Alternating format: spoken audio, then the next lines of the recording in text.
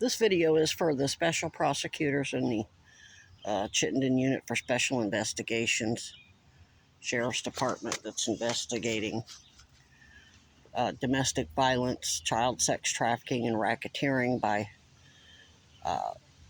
Epstein, all of Epstein's partners in crime in both parties, particularly stockholders or co-owners of Wall Street corporations at the licensed peace officers, doctors, Weinberger, politicians, state officials, appointees or otherwise, whether they were appointed or just hired by cronies. But anyway, I have 3 raccoons and their families that are missing. They go on my channel. They are Dakota, their mama Mimi, and then her 2 yearling daughters, Riley and Dakota, all pregnant, I think. Riley, I didn't think was pregnant, but maybe she was. They have not been coming for several weeks. As you know, we just had a heat wave. Last night, I was feeding the raccoons, and I got hit with the stench of a rotting animal or animals. And when I stand here right now, see, the breeze is coming from this direction. It's hitting me in the face. There's my camp. There's the trail over there. Then there's the other part of the trail, the Y, that's behind the church, where you can go this way or that way, is right about just right straight that way. So I give you some perspective that whatever it is rotting and dying, whatever died and is rotting, and I'm smelling it, it has to be something of pretty good size for me to smell it so bad that it woke me up when the wind blew into my tent. That's how bad the stench is. Now, I've only noticed it since the wind has been blowing from this direction. I didn't notice it during, when there was no wind over the past heat wave that probably cooked whatever it is that was killed by child predators that do like to kill and torture animals, particularly mine, because it's the only way they can hurt me or intimidate me or get me to back down. Or they just whatever. But I don't think it's a coincidence that all 3 are missing, and now I'm smelling the stench of that, something that has to be pretty big. I mean, this ain't a dead rat. It's not a dead squirrel. It's not a dead chipmunk. Whatever it is, it's got to be pretty sizable to create that bad of a stench from however far. I mean, the dens aren't anywhere close. The closest den that I know of is in that tree right there. I don't know if Mimi, I know there were 2 adults denned in that den. I know, but here's the thing. We know that they've been coming out to my camp. We know that Janelle came out to my camp, and Ranger Preston came out to my camp, lied to me multiple times. They know they can come out here and put poisoned food out here, and those animals will go die somewhere.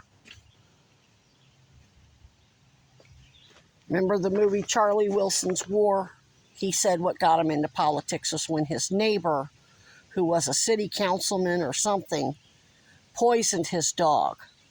So he went around town, picked up all the minorities and everybody else. He said he was too young to vote, but he took his car and went and picked up poor people that couldn't otherwise get to the polls, picked them up, got them to the polls. They voted for the guy's opponent and got him out of office. So they know how to bait animals. I mean, they're responsible for doing bait drops that are supposed to be getting these animals vaccinated for rabies, which they're not doing properly. Oh, they may have vaccinated a few, but they didn't vaccinate the ones that needed to be vaccinated in the most populated park in the state. North Beach is right over there. The campground's right over there. You got Letty Park over there. You got the caves. I mean, this is a big park system. This is where you're going to focus, because this is where you're going to have the most risk of cross-contamination, because there's so many people out here. So this is where you're going to focus on getting the rabies bait drops done. Not out in rural areas where nobody's going to be hardly ever interacting with raccoons or rabies vectors, because the rural animals are not conditioned to humans. So they stay away. You know, a rabid animal wouldn't, but I mean, let's face it, out in rural areas, there's, you know, you go where the risk is, and that's going to be where there's a park and people letting their dogs run off the leash, and kids are out here camping and partying and whatever they do. They know that. So it is not, they're already harming the animals by not taking care of them. So they're already sick sociopathic predators, murdering kids of all races and colors, murdering humans, harming the wildlife. So it's not a big leap for them to come out here and put poisoned food out here, especially in this area where they know those three animals are going to come, since they're monitoring my YouTube channel, and that piece of shit Oonsday was helping them smear me and my team, my anonymous team. So anyway, I'm going to write it up in a formal email. I'm not going to make a complaint. I'm just going to give you a tip. And I don't think I'm going to be telling you anything you don't already know, since you've got surveillance on all their communications. You've got surveillance on them. You've got audio, video. You know what they're going to do before they fucking do it. I'm just going to give you probable cause grounds to do an official inquiry on behalf of me as a creator and as a whistleblower and as their victim. Because if they poisoned those three animals because they're on my channel and I'm affectionate with them. Oh yeah, do I cuss the animals out? Sure, they cuss me out. They cuss each other out. We sit out here and cuss each other out all night. But it's just squabbling. It's just family squabbling. It's what we do. It's part of our tribe. Even the babies are fighting. I put kibble out here and I spread it from way over there to way on the other side of that rock. You know what the two different families did? They had two mamas and all their kits. They would all congregate right there and fight over the kibble right there, instead of spreading out and enjoying a big bounty. They live to fight. It's what they do. It starts when they're born. They fight over the teat, and then that's what they did. They fought. They stood in a clusterfuck and fought and vacuumed up the food and fought over it, instead of one family going way over there. Well, actually, other families did do that. Smokey took her family over there. Sassafras took her family over there and said, fuck it, we're not going to fight over shit. She's putting food everywhere. So they went way out over there and ate. And I think Foxy and her kids, they went way over there and ate a bunch. And then the ones that sat here and fought over shit, you know, they fought the whole time. They still sucked it up in a matter of minutes. By the time I got it distributed and got inside and got my hands washed, they were back here begging for more. They sucked it up that fast. But anyway, that is how they communicate. You have to, they say to snort, growl, hiss. Well, I can't snort, growl, and hiss loud enough to intimidate them, so I have to rattle the rake. That's how they get the message, no. And they understand the word no. But I watched a documentary, a Russian rehabber that she's a licensed rehabber, said they absolutely understand the word no, but they will not respect it. So they're hooligans. They know they're hooligans. They're bandits. That's what they do. But they're not vicious, rabid animals any more than Native Americans are merciless super predators, merciless savages, or drug addicts are violent super predators. The only violent super predators or Hunter Biden, Donald Trump, Cuomo, and whatever, whether they are addicted to chemicals or whether they're addicted to power, which is the same difference, or they're addicted to feeling superior and above and everybody else. And maybe they do it by sitting in front of a TV camera like Chris Cuomo, or Andy Cuomo gets off on sitting in the governor's office, or Trump in the presidency, or whatever their addiction is. But our family squabbles is just that. It's how we communicate and how I send a message that this is not acceptable. And they get it. That's why when they do something they're not supposed to, they run off and look all guilty and run behind and peek at me from behind a thing. Doesn't mean I don't love them, doesn't mean I'm not going to take care of them, doesn't mean I'm not going to keep sacrificing a whole lot of money to make sure they're dewormed and healthy. I'm not going to be doing it as much because right now they're getting their babies out. Their babies need to learn how to hunt. Lulu and her kids only just started coming back last week. Her kids are bigger and perfectly healthy and just fine. She's not fat, but she doesn't need to get fat until winter.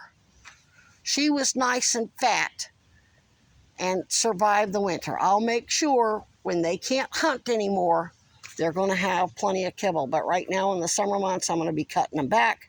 And that means I got to send the message that they're only going to be coming here to eat. They're going to be eating way out there because their mosquito swarm so bad I can't stand it. It's too much.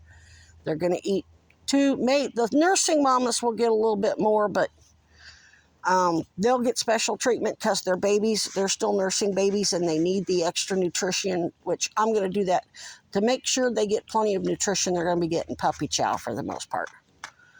And then everything else, they're going to have to. And they do. I watched her dig up a worm. There's holes all around here. They tear up logs to get to the bugs. They're going to be just fine. But they need to keep those skills going. So there's probably going to be a lot of loud rake rattling and telling them they like to stomp on my fucking roof when they raise hell. So, but that doesn't mean I would poison them and kill them. Especially 3 in one family, all 3 nursing mamas, and then their babies, sit in the den and starve to death and cry for 3 days to the point that they can't cry anymore because they're so dehydrated? No, that's grimy ass shit. The motherfuckers who did that are the same grimy motherfuckers that are making sure they're not getting their rabies vaccinations that they already got the resources and money for. Just like they get all that money to feed the homeless, house the homeless, all that money to make sure we have health care, and none of us are getting it. They're funneling it, unbundling, upcoding, keeping us homeless and looting the treasury and raping and killing us and the wildlife and everything else. Oh, we got a squirrel pancake. See, this is how scared they are of me. I'm sitting here going off, and look, they just sit back and watch the show. They think I'm hysterical. I get mad and cuss them out, and they lay on their back holding their tummies laughing. They think I'm hysterical. Don't you?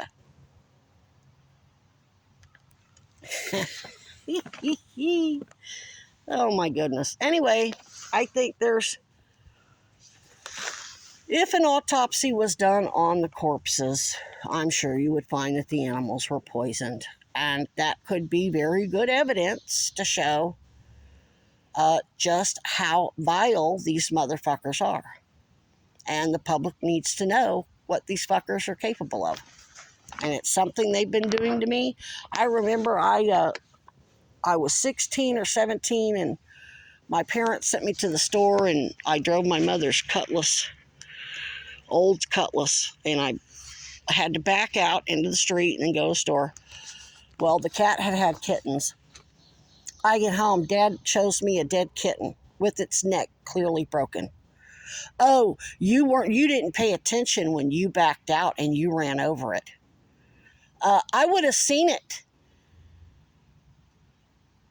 I would have seen the dead kitten in the driveway after I backed out. That's the shit that these fuckers do.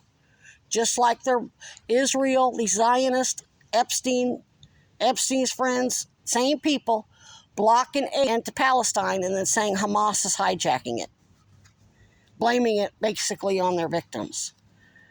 So this is this type of disgusting Ted Bundy, John Wayne Gacy.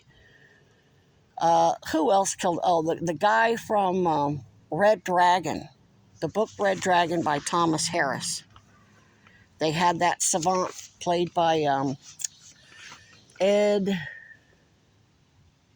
Can't think of his name. He's in American History X and Fight Club. And anyway, they had the Harvey Keitel was the detective that consulted him, and he said to take a methane detector over the yard. He said their pets came up missing. He said, or dead or something. He said, I'll bet you'll find them.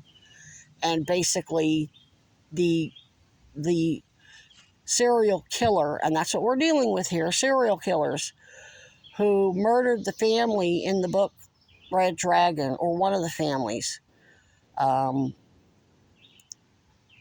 had killed while he was stalking them from a tree near their house.